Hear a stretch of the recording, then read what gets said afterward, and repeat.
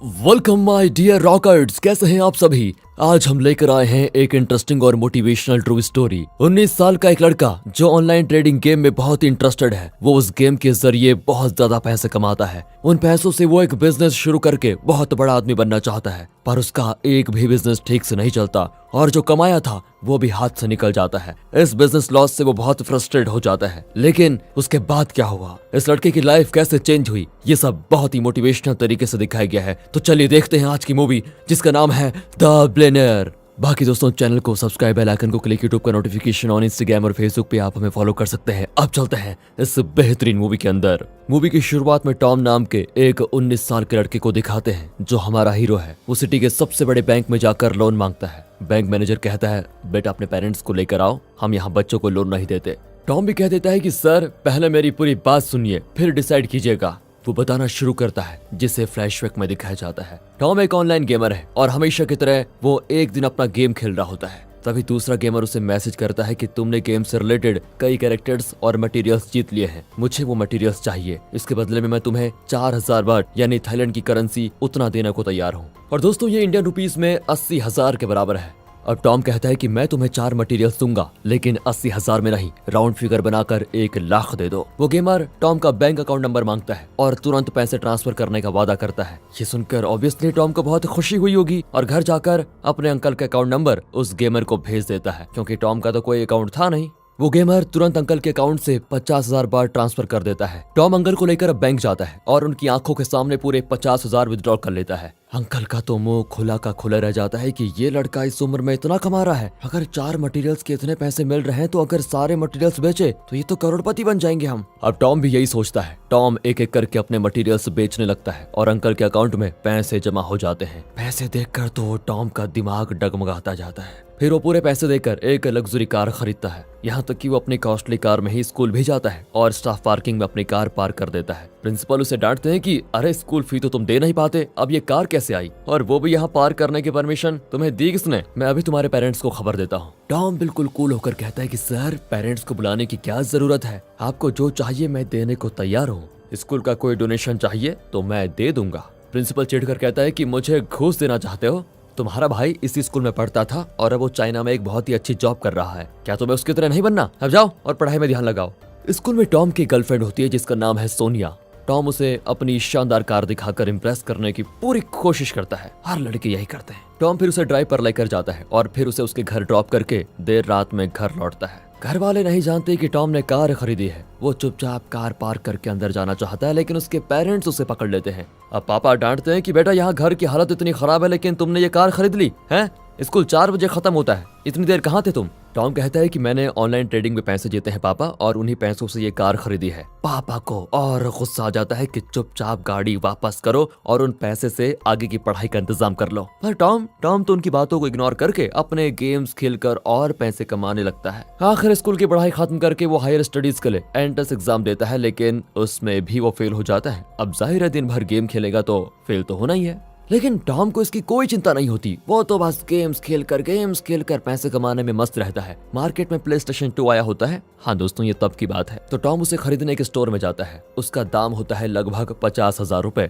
लेकिन टॉम को ये बड़ी अमाउंट लगती ही नहीं, क्योंकि उसने तो ढेर सारे पैसे कमा रखे हैं। वो आराम से पैसे देकर PlayStation 2 खरीद लेता है और साथ में एक DVD प्लेयर भी ले लेता है। अब उसके पापा को बहुत गुस्सा आता है, क्योंकि इसके एजुकेशन के लिए उन्होंने बहुत ज्यादा उधार लिया था, लेकिन अब ये पढ़ता ही नहीं और ऊपर से बेकार की चीजों में पैसे बर्बाद कर रहा है। घर के खर्चों में तो हाथ बटाता नहीं और ये फिजूल खर्ची कर रहा है। टॉम अपने पापा की सिचुएशन को समझता है और आगे पढ़ने का फैसला करता है, लेकिन एडमिशन के लिए उसको 58,000 बाट भरने होंगे। टॉम के पास सिर्फ 12,000 ही होते हैं। बाकी पैसों के लिए वो फिर से खेलने का फैसला करता है, लेकिन जब वो गेम खोलता है तो एकदम चौंक जाता है, क्योंकि उस गेमिंग कंपनी ने टॉम का अकाउंट डिलीट कर दिया था। दरअसल उनके रूल्स के हिसाब से सिर्फ इस गेम के जरिए टॉम अपने मटेरियल्स बेच सकता था, पर टॉम ने उनके दायरे के बाहर अपने मटेरियल्स बेचे, जो कि उनके रूल्स के अगेंस्ट है। इसी वजह से टॉम का अकाउंट डिलीट कर दिया गया था। टॉम एकदम टूट जाता है, क्योंकि अब उसके पैसे का सोर्स बंद हो चुका है। पर वो हिम्मत नहीं हारता। जिस इलेक्ट्रॉनिक स्टोर में टॉम ने DVD प्लेयर खरीदा था, उसके ओनर ने बताया था कि DVD प्लेयर्स का सेल बहुत अच्छा चल रहा है। टॉम उसके पास जाकर कहता है कि मैं भी DVD प्लेयर्स का सेल करना चाहता हूँ,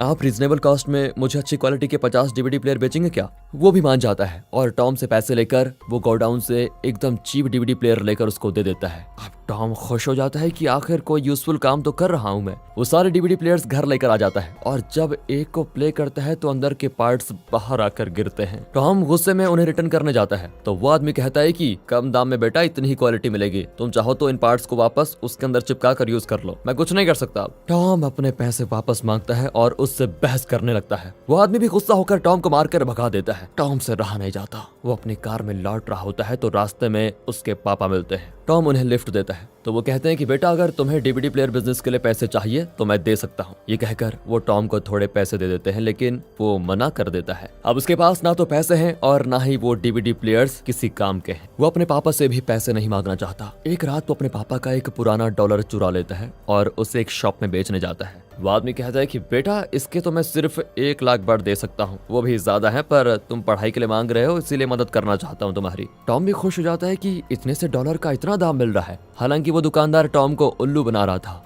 उन पैसों को लेकर वो हाई स्कूल ज्वाइन कर लेता है, पर टॉम का मन क्लास में लगता ही नहीं और वो अपने फ्रेंड्स को टेप रिकॉर्डर देकर कहता है सर की बातें रिकॉर्ड कर लो, मैं बाद में सुन लूंगा, मुझे नहीं पढ़ना अभी। ये कहकर वो क्लास छोड़कर ऑडिटोरियम जाता है जहाँ सोनिया एक ड्रामा का रिहर्सल कर रही होती है। फिर घर लौटते वक्त वो एक स्टोर में जाता है जहाँ कई तरह के स्वीट्स तैयार किए जाते हैं। सारा काम मशीनों से होता है। वहाँ पर एक मशीन होती है जिससे चेस्टनट्स बनाए जाते हैं। ये मशीन टॉम को बहुत इंप्रेस कर देती है और वो अपने बचे हुए पैसों से उस मशीन को ही खरीद लेता है। फिर क्या था, उसके पेरेंट्स हमेशा की तरह माथा पटक कर चले जाते हैं क्योंकि वो कुछ भी कहे ये लड़का सुधरने वाला नहीं। आज फिर ये मशीन खरीद कर ला गया जो किसी काम के नहीं। अब टॉम ने मशीन को खरीद लिया लेकिन इसमें कुक करना उसे बिल्कुल नहीं आता। वो गली गली जाकर स्ट्रीट फूड बनाने वालों से पता लगाता है कि इसे किस टेम्परेचर में कितनी देर और कैसे कुक करना है। उस प्रोसेस को वो स्टेप बाय स्टेप एक नोटपैड में लिख लेता है। फिर घर आकर उसी मेथड से ट्राई करता है और चेस्टनट बहुत ही लाजवाब बनते हैं। वो अपने अंकल और पेरेंट्स को देकर टेस्ट करता है, उन्हें भी बहुत पसंद आता है। अब टॉम बहुत खुश हो जाता है। वो सिटी के एक मॉल में एक जगह को रेंट पर लेता है और वहाँ अपनी शॉप शुरू करता है। जब टॉम स्कूल जाता है तो उसके अंकल दुकान संभालते हैं, लेकिन टॉम को बिजनेस टैक्टिक्स बिल्कुल नहीं आते। उन बातों को सीखने के लिए वो सिटी के एक बहुत ही भीड़ भाड़ वाले मार्केट में जाता है। वहाँ लोग डिस्काउंट, बाय 1 गेट 1 फ्री ऐसे कई ऑफर्स के जरिए कस्टमर्स को अट्रैक्ट करने की कोशिश करते हैं। टॉम उन सारे पॉइंट्स को नोट कर लेता है। तभी सोनिया वहाँ पर आती है और उसे डांटती है कि तुम मेरा कॉल क्यों नहीं अटेंड करते हो।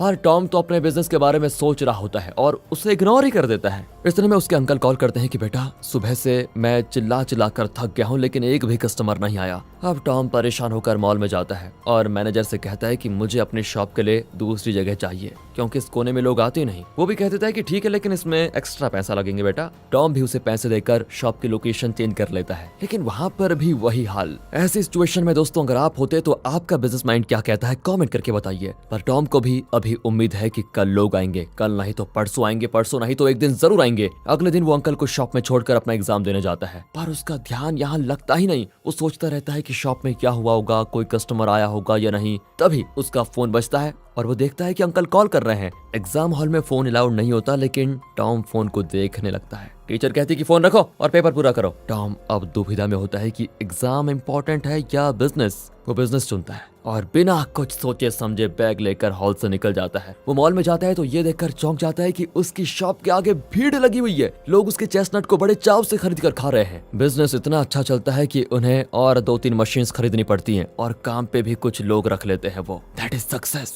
एक दिन सोनिया मॉल में आती है और तब उसे पता चलता है कि टॉम स्कूल ठीक से क्यों नहीं आता और वो एग्जाम हॉल से निकल क्यों गया। वो कहती है कि तुम पढ़ाई पूरी करो वरना तुम्हारा फ्यूचर खराब हो जाएगा। टॉम कहता है कि मैं जानता हूँ मैं क्या कर रहा हूँ, मुझे किसी भी तरह अपना बिजनेस डेवलप करना है ओनली। सब कुछ बहुत ही अच्छा चल रहा होता है लेकिन अच्छे काम में अड़चन तो आ ही जाती है। इनके मशीन से निकला हुआ धुआं मॉल की सीलिंग को खराब कर देता है। इंचार्ज आकर फिर वार्न करता है कि आज ही इसे पूरी तरह क्लीन कर दो वरना शॉप का कॉन्ट्रैक्ट कैंसिल करवा दूंगा। उस रात जब कस्टमर्स आने बंद हो जाते हैं तो टॉम उस जगह को साफ करके पेंट करने लगता है। अपने बेटे को इतनी मेहनत करते हुए देखकर टॉम की माँ भी उसकी मदद करती है। तभी सिक्योरिटी आकर कहता है कि मॉल बंद करने का टाइम हो गया है, आप कल आइए और यहाँ पर ये काम कीजिए।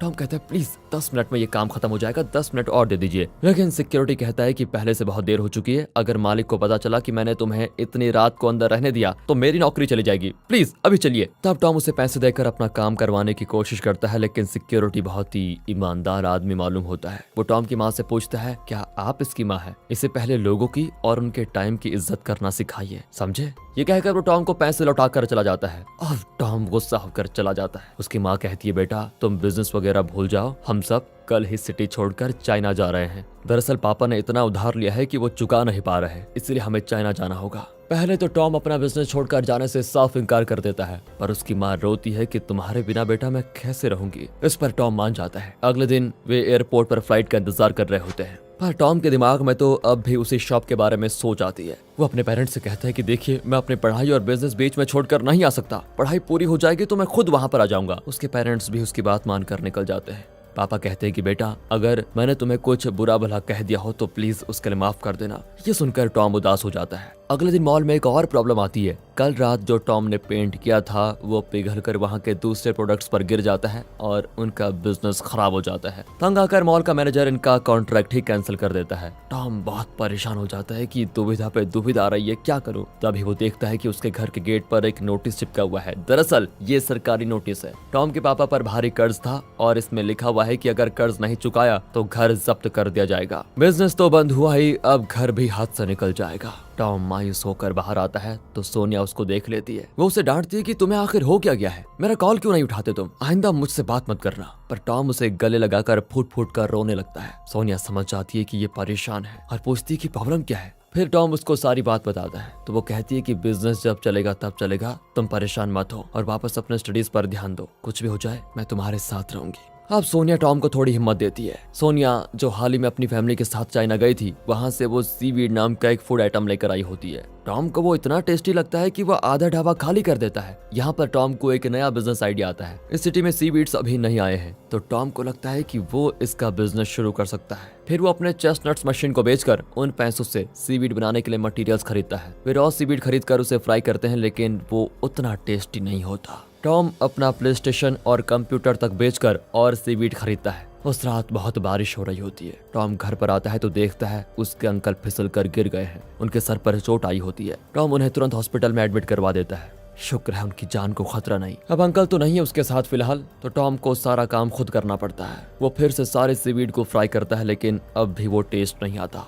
अब टॉम करे तो करे क्या करे। तभी वो नीचे पड़ा हुआ एक सीवीड पैकेट देखता है जो कल रात बारिश में भीग गया था। बाकी तो बर्बाद हो ही गया, चलो इसे भी फ्राई करके देख लेते हैं। ये सोचकर वो उस बचे हुए पैकेट को फ्राई करता है। टॉम ने बिल्कुल भी एक्सपेक्ट नहीं किया था कि ये इतना टेस्टी होगा। तब टॉम सीखता है कि इसके टेस्ट का रहस्य है नमी। नमी हो तो इसका टेस्ट उभर कर आता है। अब टॉम अंकल को ये खुशखबरी सुनाता है और उन्हें एक सीवीड टेस्ट करने के लिए देता है। एक बाइट लेते ही अंकल एकदम खुश हो जाते हैं। अब ये लोग नया बिजनेस शुरू कर सकते हैं। टॉम उसी मॉल में फिर से परमिशन लेकर सीवीड का शॉप लगाता है। यहाँ के मार्केट में सीवीड को उतना बढ़ावा नहीं दिया जा रहा था, तो इनका प्रोडक्ट सबको नया लगता है। इसे टेस्ट करके सब इसे खरीदने लगते हैं। फिर से इनका बिजनेस जोरों शोरों पर चलने लगता है। टॉम का अब एक ही लक्ष्य बन चुका है कि वो इतने पैसे कमाएगा जिससे कि उसके पापा का वो घर वापस इन्हें मिल जाए और फिर उस घर में अपने पेरेंट्स के साथ वो रहे। टॉम के बर्थडे पर उसकी माँ कॉल करके विश करती है और पूछती है, बेटा स्कूल कैसा चल रहा है और एग्जाम्स कब है। टॉम झूठ कहता है कि माँ सब कुछ अच्छा चल रहा है और जल्दी एग्जाम्स भी हो जाएंगे।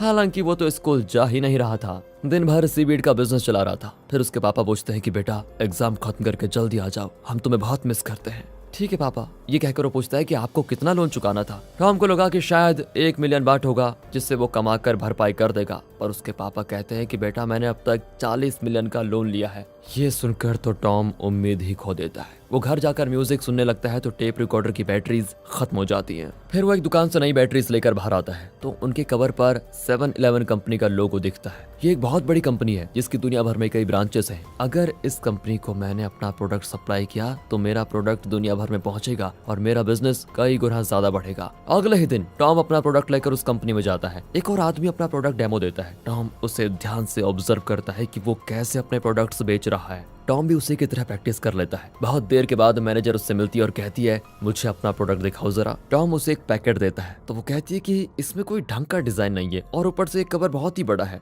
लोग अट्रैक्टिव डिजाइन वाला छोटा कवर खरीदना पसंद करते हैं, इसलिए हम तुम्हारे प्रोडक्ट्स नहीं ले सकते। ये कहकर वो टॉम के प्रोडक्ट को कर देती है रिजेक्ट। टॉम बेचारा फिर मायूस होकर घर आता है। सोनिया उसे कई बार कॉल कर चुकी थी लेकिन वो रिस्पॉन्ड नहीं कर रहा था। वो टॉम के घर आ गई। वो डांटती है कि यार तुम एक के बाद एक बिजनेस करने के चक्कर में पढ़ाई को छोड़ रहे हो, तुम्हारा फ्यूचर क्या होगा। पर टॉम कहता है कि तुम्हारी मर्जी से मैं जी नहीं सकता, अगर तुम्हें मेरे ढंग पसंद नहीं आए तो मुझे छोड़ दो। ये कहकर वो गुस्से में गेट बंद करके चला जाता है। इस बात पर दोनों के बीच दरार पड़ जाती है। अब टॉम एक एजेंसी में जाता है जो पैकेजिंग करती है। टॉम फिर उन्हें अपने प्रोडक्ट के बारे में बताता है और अपने प्रोडक्ट के लिए एक अट्रैक्टिव और छोटा कवर डिजाइन करने को कहता है। उन कवर्स को वो अपने प्रोडक्ट को पैक करके वो फिर 7-Eleven की मैनेजर से मिलने जाता है। लेकिन वो शाम तक टॉम को इंतजार करवाती है। टॉम समझ जाता है कि वो जानबूझकर उसे अपॉइंटमेंट नहीं दे रही। वो तंग आकर वहां से निकल जाता है और लिफ्ट में सिक्योरिटी को पूरा बॉक्स देकर चला जाता है। लिफ्ट में रखे बॉक्स को उस कंपनी के कुछ एम्प्लॉयज देख लेते हैं और एक पैकेट खोलकर खाते भी हैं। उसका टेस्ट सभी को पसंद आता है और देखते देखते लगभग सारे पैकेट्स खत्म हो जाते हैं। आखिर में जब मैनेजर घर जा रही होती है तो लिफ्ट में सिर्फ एक पैकेट बचा होता है। मैनेजर उसे टेस्ट करती है तो हक्की बक्की रह जाती है, इतना